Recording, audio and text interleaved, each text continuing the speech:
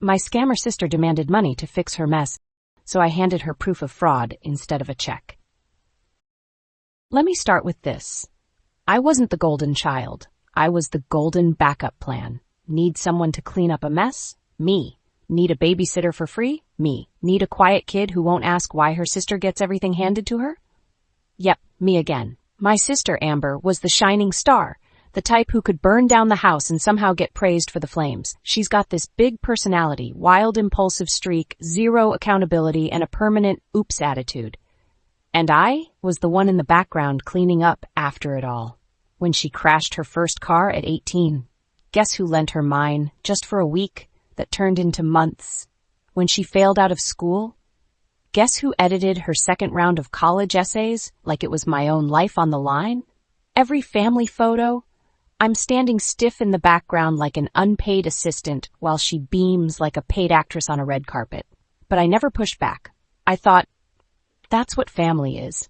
That it's normal to always be the strong one, the dependable one, the one who sacrifices. Until 2 months ago.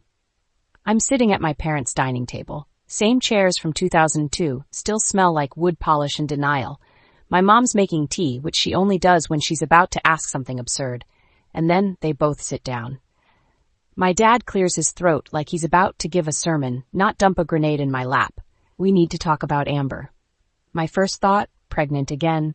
My second, she burned something down. Turns out she burned down her finances. $43,000 in debt. $55K, not school loans, not a house deposit, just dumb crap, clothes, trips, sketchy MLM investments, and apparently 3 different credit cards. I said, okay, what does that have to do with me? And my mom just looked at me like I'd asked a dumb question. You're doing well now. You've always been smart with money. We thought maybe you could help, just until she gets back on her feet. Just until. Right, as if this wasn't her 5th rock bottom. We raised you to be responsible, she said. You owe it to your sister. Excuse me? So because I kept my life together, that means I get to pay for the sibling who never had to grow up? That was the moment something cracked in me. Not loudly, just a slow, quiet break. But I didn't yell, didn't scream, didn't flip the table. Instead, I smiled and I said, yeah, I'll take care of it. Because that was the last time I'd let them mistake my silence for obedience. After that dinner table guilt trip, I went home with my jaw clenched so tight I swear my molars cracked. They really sat there and said, you owe it to your sister. Like it was some sacred duty. Like she hadn't spent her entire adult life bouncing from crisis to crisis, with me quietly cleaning up behind her like a damn Roomba. But whatever. I smiled, nodded, said I'd see what I could do. And that was their first mistake, thinking I'd just say yes. Their second mistake? Underestimating how curious I get when people think I won't ask questions. I decided if they were going to ask me to throw thousands at a problem I didn't cause, then I deserved to know exactly what I was signing up for. So I started digging. And what I found? It wasn't just shopping sprees and bad credit card decisions. Amber's $55,000 wasn't just reckless. It was dangerous. Buried in all the charges were dozens of transactions to a sketchy consulting firm I'd never heard of. When I searched it, nothing came up. No Yelp page, no contact number, just a shady landing page that looked like it hadn't been updated since 2003. Red. Flag. City. So I started going through her social media, and that's when I found it. Tucked away in a private story archive she didn't realize was public to me. Screenshots, messages, selfies with captions like, finessing these simps to fund my business. Why pay your own bills when you can charge it to your sugar roster? I felt sick. Amber hadn't just racked up debt. She was running some weird fake consulting side hustle, hooking men into mentorship packages and charging thousands. But there were messages too. Ones where she admitted to promising things she never delivered, ghosting guys after they sent her money, using fake business contracts she downloaded from Reddit. It wasn't just immoral, it was illegal. And she was bad at it. Worse? Some of those guys? They'd found her out. She had voicemails saved, texts that said things like, if I don't get money back, your whole family's gonna hear from me. I know where you live, Amber. Now I understood why she was panicking. Why my parents were panicking. They didn't want to save Amber. They wanted to protect the family name. Keep it quiet. Clean. and I was supposed to be the mop. Nah, I printed everything. Saved copies in the cloud, emailed it to myself, made a damn folder. And I made one decision, crystal clear. If they want me to carry this family's mess again, they're gonna watch me set it on fire first. The next Sunday, I got invited to dinner like clockwork. Roast beef, mashed potatoes, and my parents' favorite performance were a perfect family. Except this time, I didn't come to play the supporting role. I didn't even knock. Just walked in, past the beige wallpaper I grew up staring at while being told to keep the peace, past the same hallway mirror I used to check for tears before I smiled at anyone. Amber was already there, flipping through her phone with that smug look she wore like highlighter.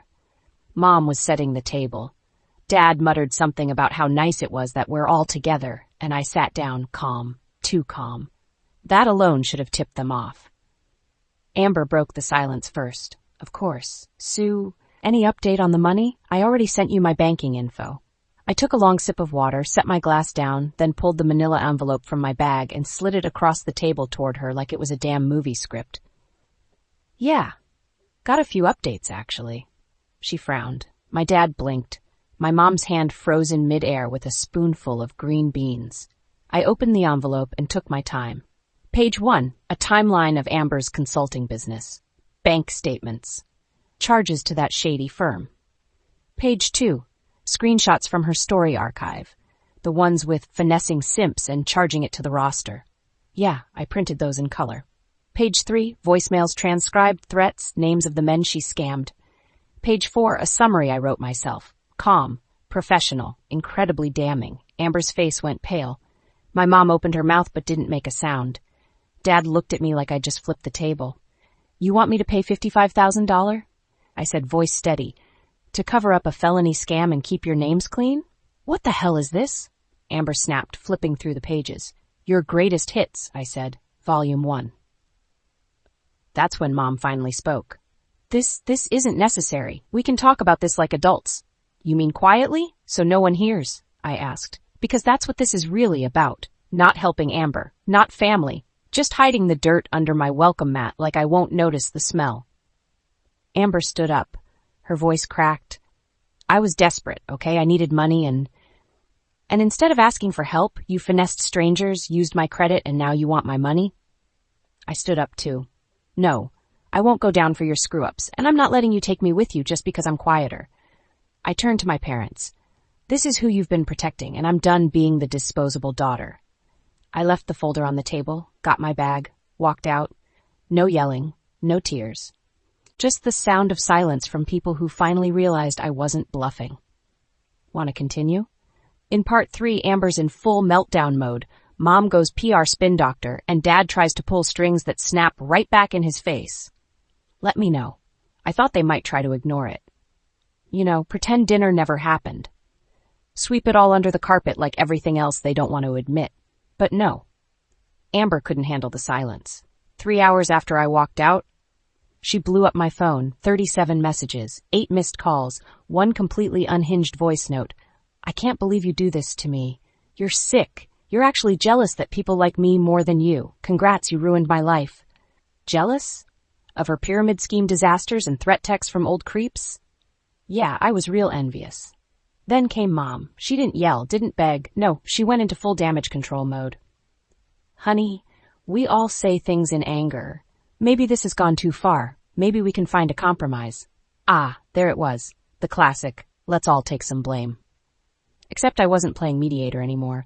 I was done folding, so I responded with 2 words, not my problem.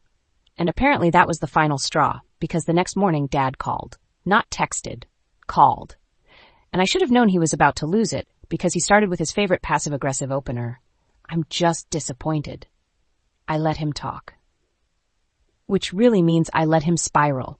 He called me selfish, said I was airing dirty laundry like some TikTok teen who thinks consequences don't exist, that I was destroying the family from within, and when I finally interrupted, if you cared half as much about what Amber actually did as you care about appearances, we wouldn't be here.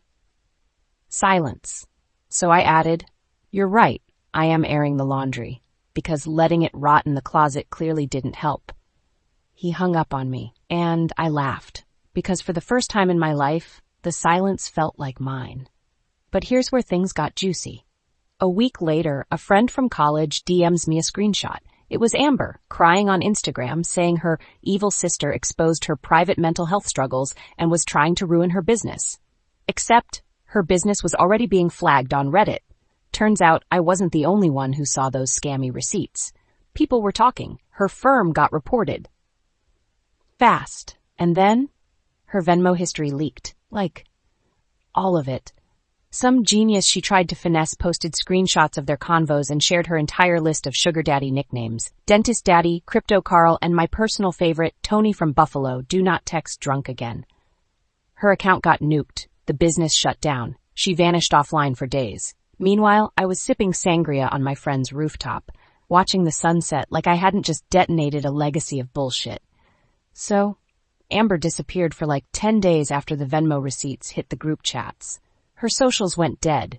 No apology post, no I'm taking time for myself story. Just poof. Gone. I figured maybe she finally got a dose of shame. Maybe she was in hiding, trying to figure out how to scam someone for emotional support this time. But no, she came back, rebranded. This girl reemerged with a Pinterest-perfect photo dump and a caption that read like a Hallmark sob story. Healing takes time. I've been battling mental illness, addiction, and trauma in silence for years. Please be kind. She included a black and white photo of her lighting a candle and a stock image of a journal and a matcha latte. Oh, and she tagged some mental health hotline in her bio. Classic. I rolled my eyes so hard they almost got stuck. But here's what really ticked me off. My parents started parroting her new storyline like it was gospel. Suddenly, I was the cold-hearted sibling, the one who publicly shamed her instead of helping her heal. They were making up this version of events where I bullied her and weaponized family secrets. It was wild. They were bending the truth like it owed them rent money. I was about to post screenshots again, but I didn't have to. Because someone else beat me to it. Someone unexpected. My cousin Danielle, the quiet, bookish one. The one who always sat in the corner during holidays reading manga and sipping sparkling cider. Danielle posted a thread on Twitter.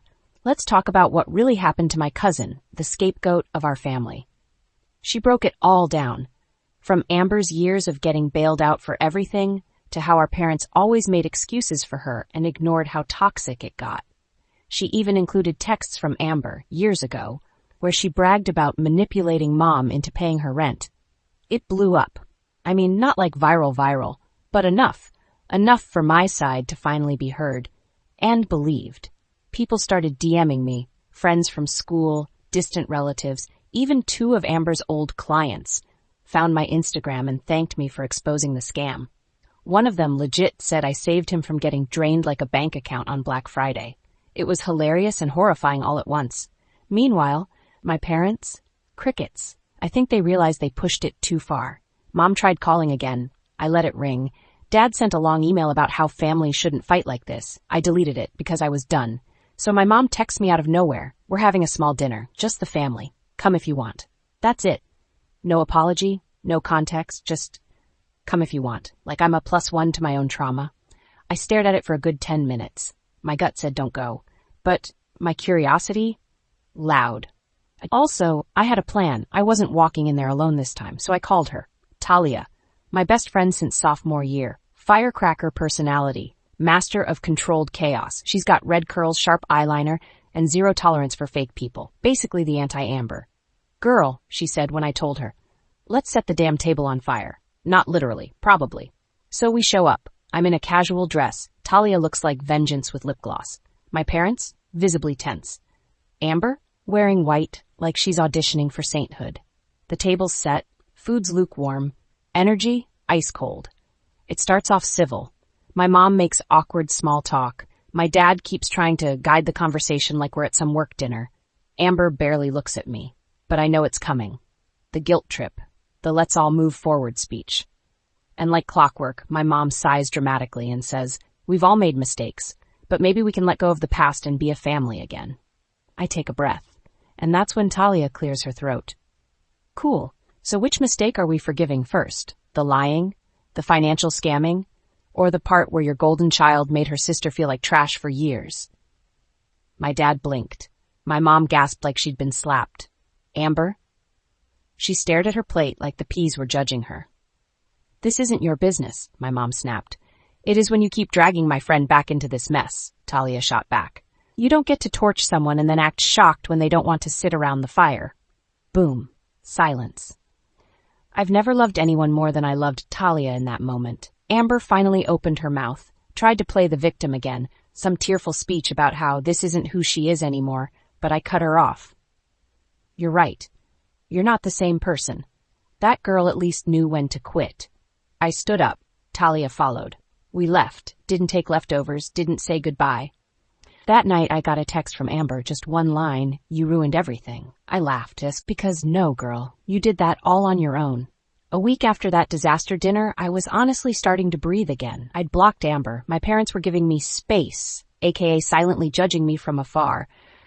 Talia and I had a celebratory night in with wine and popcorn where we roasted every cringy thing Amber had ever posted. It was healing. Then the email came. Yeah, an email. Amber went full PR apology tour mode. It started with some dramatic subject line like, "Please read, you deserve the truth." Okay, Shonda rhymes. Inside was a novel-length monologue about cycles of trauma, unresolved pain, and how she was working with a spiritual advisor now. Apparently, she wanted to rebuild from the ashes of our broken sisterhood. The kicker, she attached a GoFundMe link. I swear. She wanted money to start fresh, maybe launch a wellness podcast to help other women heal.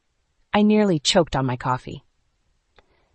This girl gaslit, manipulated, and drained everyone in her orbit, and now she wanted to monetize her redemption arc? The audacity had muscles. I didn't respond. But guess who did? Danielle. Yep, quiet cousin Danielle again. Turns out, she forwarded the email to our extended family group chat with one single line, just in case y'all forgot who we're dealing with. Cue everyone from Great Aunt Linda to random Uncle Greg chiming in with, "OMG, she emailed me too." And I thought it was spam. It was like watching the family finally wake up from a coma. And then silence. Until Amber posted on Instagram. A selfie. Crying. Captioned, "Sometimes the people you love the most are the ones who cut you the deepest. I'm leaving this city. I can't heal here. I'm going somewhere no one knows my name." Sure you are, sis. She disabled comments after 10 minutes. I thought that was it. Her swan song. Her final dramatic exit. But 2 days later, I came home from class to find a package on my doorstep. No name. Just a sticky note that read, "From someone who still cares." Inside, a framed photo of us as kids. Me and Amber. Like she was trying to play the nostalgia card one last time. I stared at it. I held it for a long minute. Then I walked it to the trash, opened the lid, and dropped it in. No second thoughts. No regret. Because I'd learned something huge through all of this. Closure isn't something someone else gives you. Sometimes you build it with your own two hands. It was almost exactly a year later. By then, my life had changed so much it barely resembled the chaos of last year. I'd moved into my own place, a small but cozy studio with plants that weren't dying, a win for me, a healthy relationship with someone who actually respected boundaries, and a sense of peace I'd never had before. Amber? She'd ghosted the family. No updates. No socials. Just poof. Last we heard, she'd moved somewhere quiet to find herself. No one knew if it meant yoga retreat, sugar daddy, or rehab. Honestly, didn't care. I was too busy living. Until one Thursday morning, mid-coffee sip, I saw it. A DM. From an account I didn't recognize. "Hey, not sure if this is weird, but I think we have someone in common." I tapped the profile. Some girl named Sierra. Profile full of boho aesthetics and half-baked spiritual quotes. Caption under one post, "Healing is messy. So is tequila." All right, vibes. Then I saw who we had in common. Amber. Followed each other. I replied, cautious. "Depends who you mean." She didn't waste time. "I've been dating a woman named Amber for about 6 months. Recently found out some things about her. She mentioned you once. Kind of cryptically. Thought you should know." I felt my stomach do that weird flip. The one that tells you you're about to hear some shit you weren't ready for. She sent screenshots. Amber had apparently reinvented herself under a slightly different name. Amara now, and told Sierra she was an only child, claimed her parents were dead, that she'd escaped a toxic ex who ruined her life. You know, me. Then came the receipts. Credit card debt in Sierra's name, a borrowed car that never came back. Amber using Sierra's info to rent an apartment and ghosting when it was time to pay. The classics. Sierra was pissed, rightfully, and also hurt. She manipulated me. She played the victim the whole time. I just wanted to let you know, in case she comes sniffing around again. I sat there for a minute, rereading it all. Not angry, not surprised, just done. I told Sierra the truth, sent her what I had, warned her not to fall for the apologies, because they always came. Amber didn't know how to stay gone. Sierra thanked me. We still follow each other now. Every now and then she sends me memes. We're trauma bonded now, I guess. And as for Amber, that was the last I heard of her. No dramatic comeback, no apology. She faded. But I didn't. I kept growing, healing, laughing, living, because at some point you stop waiting for someone to get what they deserve, and you start building the life you do. Like, subscribe, and hit the bell for more real-life betrayals and simply to help us grow. Thank you for watching, and see you in the next video.